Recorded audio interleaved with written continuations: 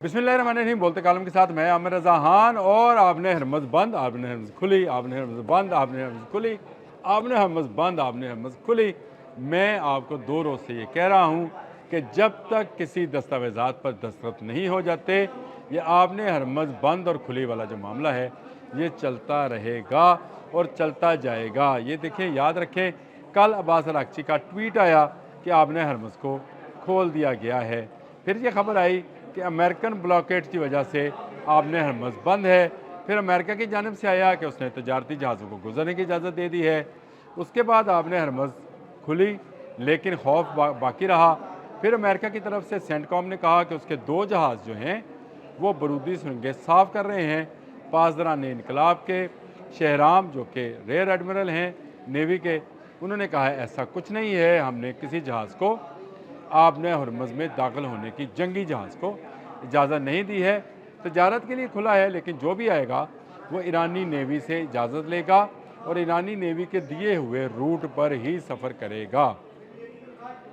फिर आपने हरमज़ बंद हो गई। जी हाँ, अब जो है नायब वज़ीर ख़ारिजा ईरान के, उन्होंने बयान दिया है कि उनका जो ब्लॉकेट किया गया है, उनकी जो बंदरगाहें बंद की गई हैं अमेरिका की जानिब से, इस पर वो आपने हरमज़ को बंद कर रहे हैं। इसके बाद इंटरनेशनल मीडिया पर यह खबरें आना शुरू हो गई कि आपने हरमज़ एक मरतबा फिर बंद कर दी गई है, जिसे खोला गया था सीज़-फायर के ख़त्म होने तक, यानी 21 अप्रैल तक। 20 अप्रैल को ईरानी हकाम के मुताबिक इस्लामाबाद में मुज़ाकरात होने हैं, जिसको मैं कहता हूँ कि इस्लामाबाद टॉक्स 2, ये 20 अप्रैल को होंगे। 21 अप्रैल तक सीज़ फायर है और उसके बाद आपने हरमज़ के मुस्तकबिल का फ़ैसला हो जाएगा।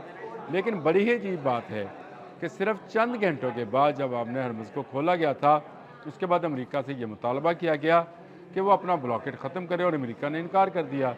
देखिए, अमेरिका अगर ईरान पर इसी तरह पाबंदी लगाए रखेगा तो ईरान भी किसी ऐसे जहाज़ को गुजरने नहीं देगा जो अमेरिकी मफादात में हो। गल्फ़ सारे का सारा अमेरिकी मफादात की मंडी है, वहाँ पर उसके अड्डे हैं। 22 के करीब उसने फ़ौजी अड्डे बना रखे थे।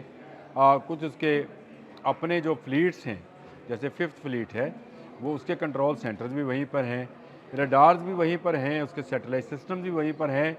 अगर उन तक सामान नहीं जा सकेगा या रसद नहीं जाएगी तो खलीजी ममालिक तो बर्बाद होंगे ही होंगे, उसके साथ साथ अमेरिका के मफादात भी तबाह होंगे और दुनिया की तजारत भी रुक जाएगी। ये आपने हरमज़ बंद और आपने हरमज़ खुली वाला जो खेल है, जो मैं शुरू में आपको बयान कर रहा था, ये ख़त्म होना चाहिए और ये एक ही सूरत में ख़त्म हो सकता है, वो है पाकिस्तान की मौसर सालिसी के तहत।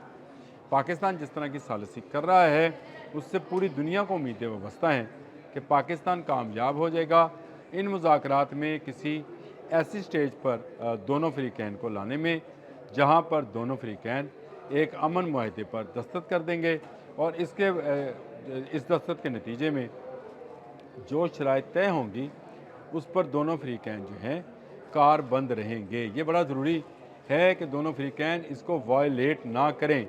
अगर अमेरिका आज ये जो उसने ईरानी बंदरगाहों को बंद कर रखा है, जैसे बंदर अब्बास है या चाबहार है, उसको खोलता है तो ईरान भी आपने हरमज़ को बंद नहीं करेगा। लेकिन अगर मुस्तकबिल में भी ये सूरत हाल बरकरार रहती है, ईरान पर पाबंदियाँ रहती हैं, चीन को तेल नहीं फराहम किया जाता है, तो फिर ये जंग रुकने वाली नहीं है और आपने हरमज़ कभी खुलेगी, कभी बंद होगी।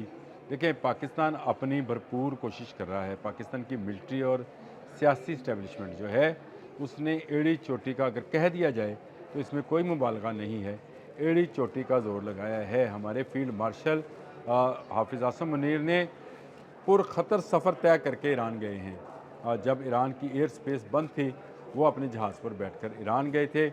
हमारे वज़ीर आज़म ने सऊदी अरब, कतर और उसके बाद तुर्की का दौरा किया, हंगामी दौरे कर रहे हैं ताकि किसी एक नतीजे पर पहुंचा जा सके। नतीजा एक ही अच्छा है और वो ये है कि आपने हरमज़ खुल जाए, अमन कायम हो, गल्फ़ में दोबारा से तरक्की और खुशहाली का सफ़र हो, ईरान में भी वही सफ़र की रेप्लिका नज़र आए कि वहाँ पर भी तरक्की और खुशहाली हो रही है। ये नहीं हो सकता कि ईरान पर तो पाबंदियाँ हों कारोबार करने की, तेल बेचने की, जहाज़ लाने की, अद्वियात लाने की, खुराक लाने की, लेकिन बाकी ममालिक को जो है ईरान वहाँ से यानी अपने सामने से गुज़रते देखे। یہ وہ اعلان کر چکا ہے کہ آبن حرمز مکمل اس کے کنٹرول میں ہے اور جب چاہے گا اس کو بند کر دے گا۔ آپ دیکھ لیجئے کل اسی وقت میں آپ سے عباس اراغچی کے ٹویٹ پر بات کر رہا تھا، ٹائم میں نے دیکھ لیا ہے، تقریباً کم و بیش یہی وقت تھا جب یہ عباس اراغچی نے ٹویٹ کیا تھا اور کہا تھا کہ آبن حرمز کو کھولا جا رہا ہے، اور آج اسی وقت پر یہ خبر سامنے آئی ہے کہ آبن حرمز ایک مرتبہ پھر بند کر دی گئی ہے۔ دنیا کو اس دنیا کو اس پریشانی سے نکالنے کا واحد حل امریکہ اور ایران کا ٹیبل پر بیٹھ کر مثبت مذاکرات کرنا ہے اور ایک ایسے نتیجے پر پہنچنا ہے جس سے دنیا کا امن اور دنیا کی تجارت جو ہے وہ قائم رہے۔ یہ ایک بڑی ڈیولپمنٹ ہونے جا رہی ہے پیر کے روز کا۔ میں نے اس سے پہلے جو ولاگ کیا ہے اس میں نے تفصیل بتائی ہے، لیکن اس سے پہلے ڈونلڈ ٹرمپ کہہ رہے ہیں کہ وائٹ ہاؤس میں کسی اہم شخصیت نے آنا ہے، لیکن پیر کے روز اگر مذاکرات ہوتے ہیں جو کہ 20 اپریل ہے، 21 اپریل تک سیز فائر ہے، 21 اپریل کو ہی یہ اعلان کر دیا جائے کہ اس عارضی جنگ بندی کو مستقل جنگ بندی میں تبدیل کیا جا رہا ہے۔ یہ مذاکرات ہوئے اور ان کے نتیجے میں یہ شکوائز جو ہیں چیزوں کو جو ہے دونوں فریقین نے تسلیم کر لیا ہے اور دستخط کر دیے ہیں، جس کے لیے ڈونلڈ ٹرمپ پاکستان آنے کو تیار ہیں۔ تو یہ ایک بڑی خبر پوری دنیا کے لیے عالمی امن کے لیے ہوگی۔